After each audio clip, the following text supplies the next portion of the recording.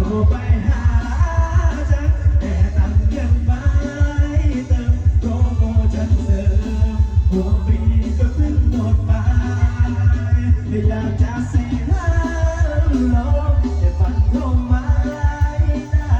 เติมออนไลน์สักหน่อยได้ไหมแล้วจะใจเกินยังไม่รู้จริงผิดอย่าคิดว่าผิดไม่รักจะยืนยันไปแนะนำให้คนยืนอ่านหนังสืออยากได้คนมาพามือ